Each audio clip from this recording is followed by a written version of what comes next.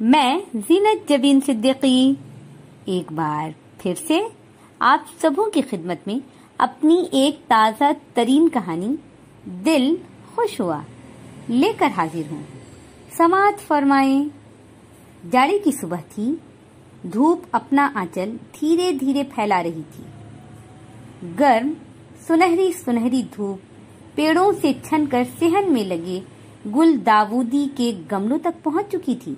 मैं गैस बंद करती चाय का कप लिए सेहन में आई। राज गमलों में पानी डाल रहे थे। चाय देखते ही पानी का पाइप जमीन में रखते हुए मुस्कुराकर उन्होंने मुझे देखा, जैसे वो चाय का इंतजार ही कर रहे थे। मैंने कप उन्हें पकड़ाते हुए खुशदिली से कहा, चाय पी लो, फिर सब्जी लाने चलते हैं।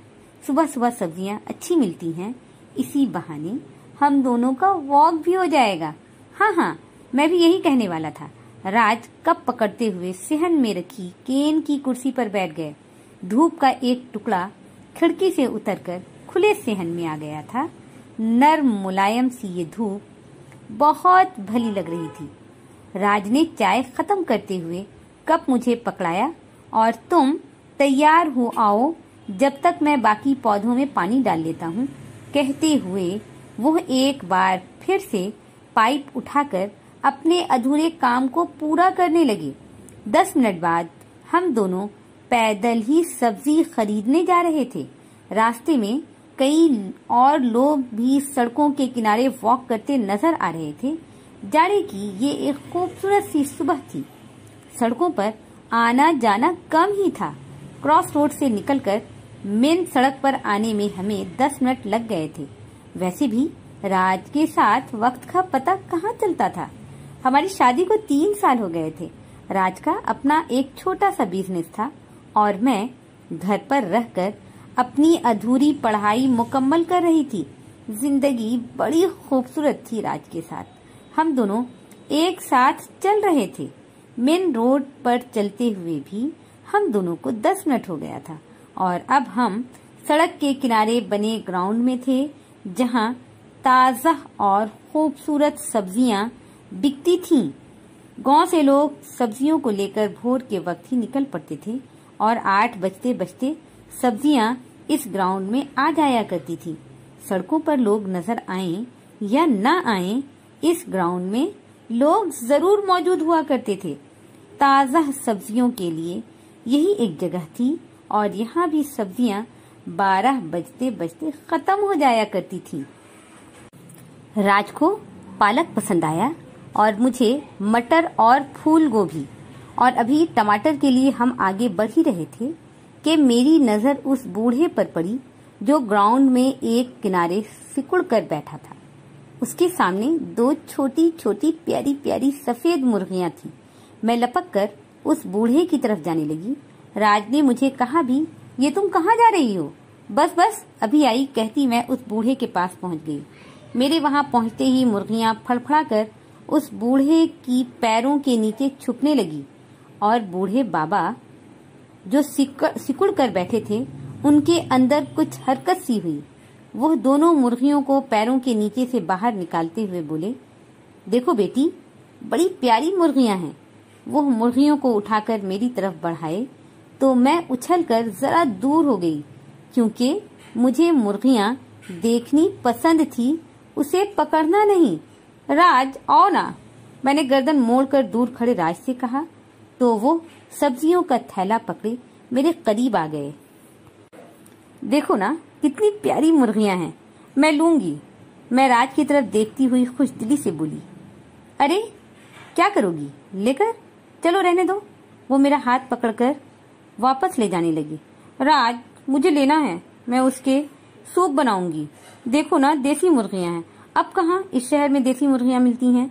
मेरा लहजा जरा जिद्दी सा था। मैं राज से अपना हाथ छुड़ाकर वापस से बूढ़े बाबा के पास आकर खड़ी हो गई थी। बाबा, कितने में देंगे? मेरी नजरें अब मुर्गियों पर थी। 500 की हैं दोनों। वो दोनों मुर्गियां मेरे सामने करते हुए बोले, 500 ज्यादा नहीं है क्या? ये राज थे जो मेरे पीछे पीछे आ गए थे। मैंने गर्दन मोड़कर उन्हें देखा और कदरे धीमे लहजे में बोली, हर जगह मोल मुलाई नहीं करते राज, मुझे ये मुर्गियां पसंद हैं।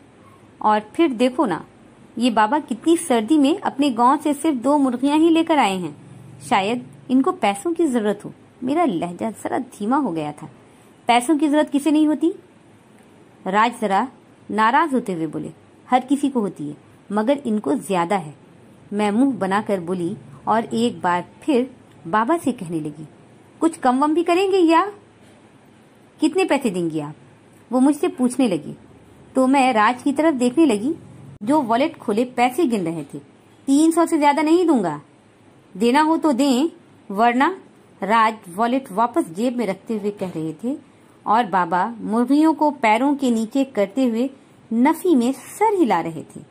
क्या राज, 500 की चीज कौन भला 300 में देगा?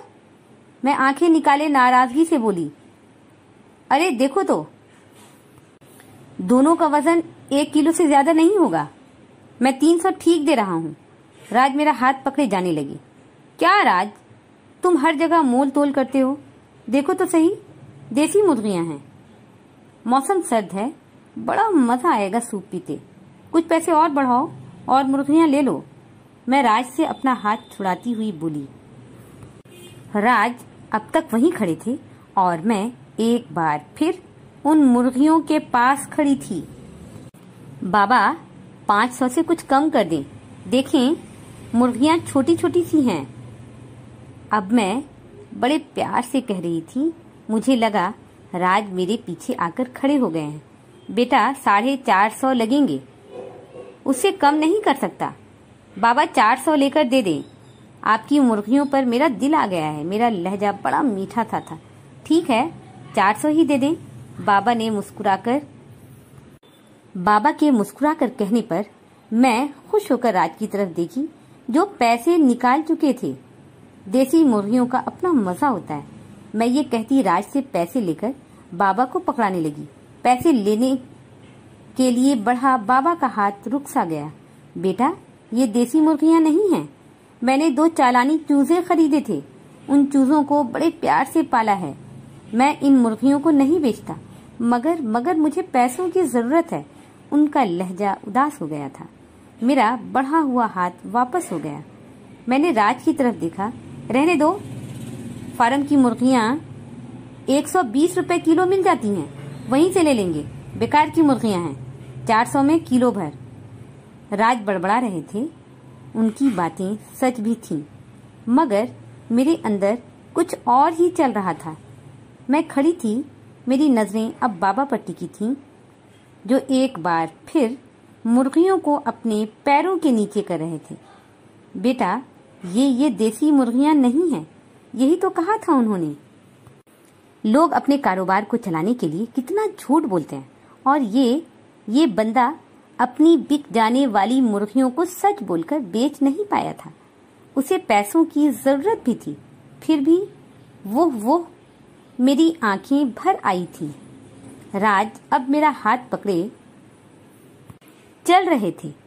चल तो मैं भी रही थी, मगर मेरी गर्दन मुड़ी हुई थी और मैं देख रही थी बाबा अपनी मुर्गियों को पैरों के नीचे रखे एक बार फिर इस इंतजार में थे कि कोई दूसरा उनकी मुर्गियों को लेने आएगा। राज, मैंने हाथ छुड़ाते हुए जरा जोर से कहा, तो वो मेरा हाथ छोड़कर मुझे देखने लगे, जैसे पूछ रहे हूँ, अब क्या है? राज, तुमने देखा नहीं, बाबा की मुर्गियां सच बोलने पर बिक नहीं सकी। मेरा लहजा जरा उदास सा था। तो वो हैरानी से मुझे देख रहे थे। तो ये कि सच की कोई कीमत होती है राज?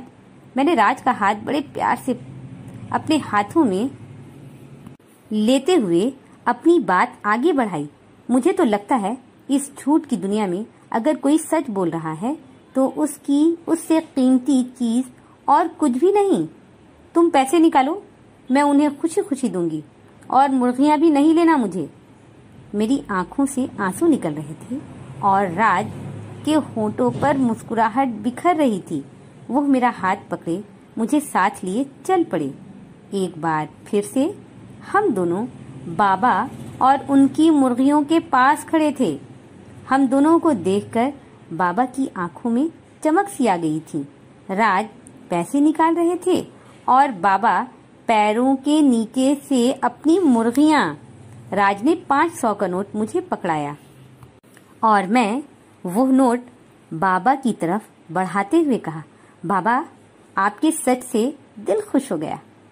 ये पैसे आप रख लें और अपनी मुर्गियां भी। बाबा ने हैरानी से हम दोनों की तरफ देखा।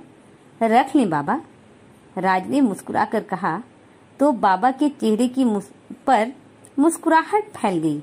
उन्होंने नोट पकड़ा और हम दोनों को दुआएं देते अपनी मुर्गियों को गोद में उठाए धीरे धीरे सड़क की तरफ जा रहे थे और राज मुझे साथ लिए चिकन मार्ट की तरफ। मेरी आज की कहानी यहीं पर खत्म होती है। मैं अपनी अगली वीडियो में अपनी एक ताज़ा तरीन कहानी लेकर जल्द हाजिर होती हूँ। जब तक के लिए मुझे इजाज़त दें। अपना ध्यान रखें, अपनों का ध्यान रखें। फ़ी अमानिल्लाह।